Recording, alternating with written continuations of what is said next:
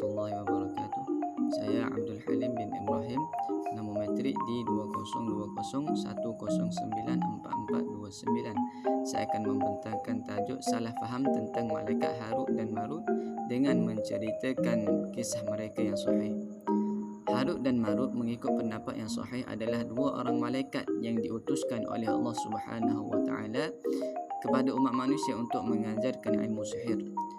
Dan tujuan diajarkan ilmu sihir tersebut adalah supaya manusia mengenali ataupun mengetahui akan ilmu-ilmu sihir ini untuk membantu mereka mengelakkan diri mereka daripada mengamalkan ilmu tersebut. Dan juga diajarkan ilmu sihir ini supaya manusia dapat membezakan antara mukjizat dan juga ilmu sihir. Malaikat Harut dan Marut telah pun memberi amaran kepada manusia bahawa mereka diutuskan sebagai satu bentuk ujian dan dugaan terhadap mereka, dan mereka janganlah kufur terhadap Allah Subhanahu wa taala. Namun sifat manusia yang sering menuruti hawa nafsu mereka telah pun menyalahgunakan ilmu tersebut dan menyebabkan kerosakan di atas muka bumi. Dan malaikat Harut dan Marut mengajarkan ilmu sihir bukanlah satu bentuk pelanggaran, kerana setiap malaikat mempunyai tugas-tugas yang telah pun diberikan, dan tugas yang diberikan kepada Harut dan Marut adalah mengajarkan ilmu sihir. Dan hakikat sebenar kisah Harut dan Marut ini hanya Allah sahaja yang tahu. Wallahu ta'ala alam. Itu sahaja daripada saya. Sekian, terima kasih. Bismillahirrahmanirrahim. Assalamualaikum warahmatullahi wabarakatuh dan salam sejahtera. Saya Awang Harisuddin bin Nawahibni, pemegang kad metrik di 2020-109-4437, dan saya dari kelas Iman dan Kehidupan kumpulan B Group 4. Jadi dalam video kali ini saya dan sahabat saya yang lain akan menerangkan berkenaan dengan kepercayaan karut tentang malaikat. Jadi untuk kepercayaan karut tentang malaikat ini kami telah pecahkan kepada 4 subtopik utama, dan salah satu daripada subtopik tersebut akan saya bincangkan selepas ini. Sebelum itu saya hendak memberi pengenalan berkenaan dengan malaikat. Jadi secara ringkasnya, malaikat ini merupakan makhluk ciptaan Allah SWT yang diciptakan daripada cahaya. Malaikat ini juga merupakan makhluk Allah yang paling taat perintah, dan apa yang boleh saya simpulkan dekat sini bahawa malaikat itu merupakan makhluk Allah yang luar biasa. Namun begitu, masih wujud golongan yang mempertikai keistimewaan malaikat ni dengan meletakkan kepercayaan karut terhadap malaikat. Jadi salah satu kepercayaan karut tersebut ialah mereka menyatakan bahawa malaikat itu berjantina. Jadi adakah malaikat itu berjantina? Jawapan saya ialah malaikat sama sekali tidak berjantina, dan statement tersebut adalah salah. Mengapa saya berkata demikian? Sebenarnya di dalam Al-Quran surah An-Naim ayat ke-27 ada menerangkan berkenaan dengan perkara tersebut. Maksudnya sesungguhnya orang-orang yang tidak beriman terhadap hari akhirat akan menamakan malaikat dengan nama para wanita. Melalui ayat tersebut memang jelaslah bahawa malaikat ni tidak berjantina sama sekali. Selain itu, terdapat juga pendapat lain yang menyatakan bahawa malaikat itu tidak berjantina sama sekali, iaitu menurut pendapat Syekh Dr. Muhammad bin Abdirrahman Al-Khumais Hafidahullah, kami mengatakan barang siapa yang mengatakan para malaikat adalah perempuan, sungguh ia telah kafir kerana perselisihannya terhadap kitabullah, dan tidak pula dikatakan bahawa mereka adalah laki-laki kerana tidak ada keterangan tentangnya dalam nas yang sahih. Melalui pendapat tersebut, jelaslah bahawa kepercayaan yang menetapkan bahawa malaikat itu berjantina adalah karut dan bertentangan dengan ajaran Islam.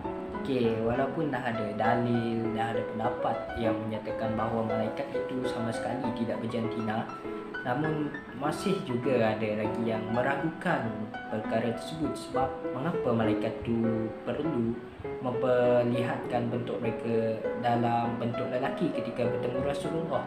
Jawapannya adalah sekiranya mereka berubah bentuk pada wanita, perkara tersebut akan menimbulkan fitnah. Jadi saya rasa itu saja perkongsian saya untuk mengapa malaikat itu tidak berjantina, saya akan serahkan kepada sahabat saya yang lain. Assalamualaikum warahmatullahi wabarakatuh. Nama saya Muhammad Hilmi bin Muhammad Siddiq. Saya pemegang nombor metrik di 2020109443.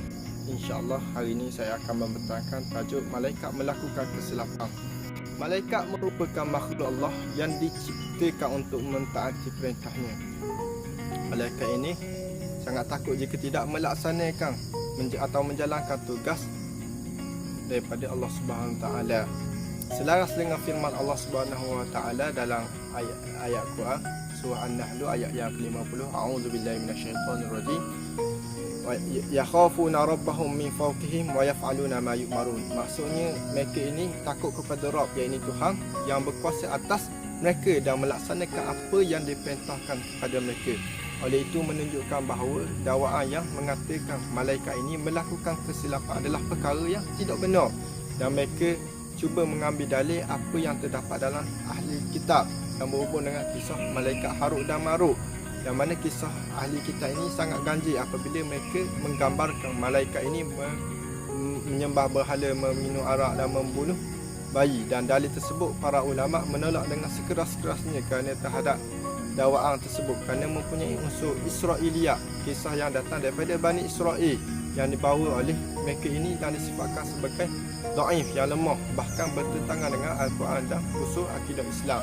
Oleh itu jika sekiranya para malaikat ini melakukan kesilapan, kemungkinan nyawa orang lain yang diambilnya dahulu, wahyu barangkalinya diutus kepada orang lain, dan catatan amal juga mungkin boleh tersilap.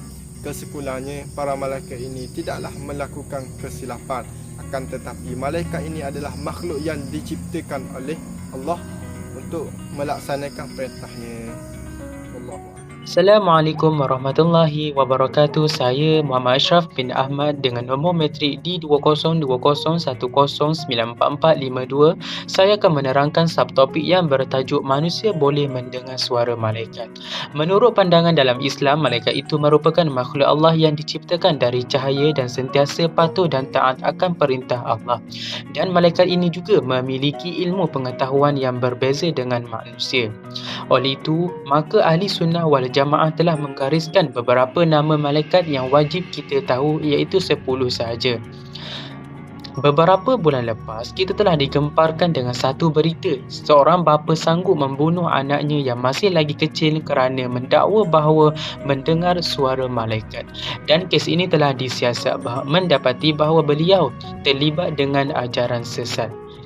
Merujuk kepada peristiwa di atas, jelas bahawa secara fitrahnya, manusia sebenarnya tidak mampu untuk membezakan adakah itu suara malaikat ataupun bukan suara malaikat, kerana manusia hidup di alam nyata manakala malaikat pula hidup di alam ghaib.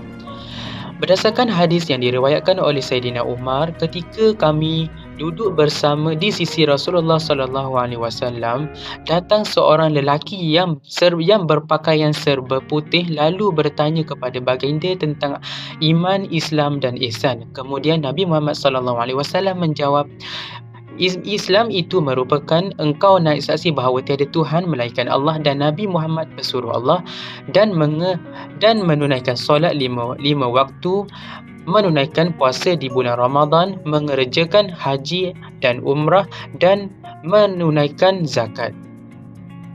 Kesimpulannya jelas di sini bahawa hanya orang yang terpilih sahaja untuk mendengar suara malaikat seperti para nabi.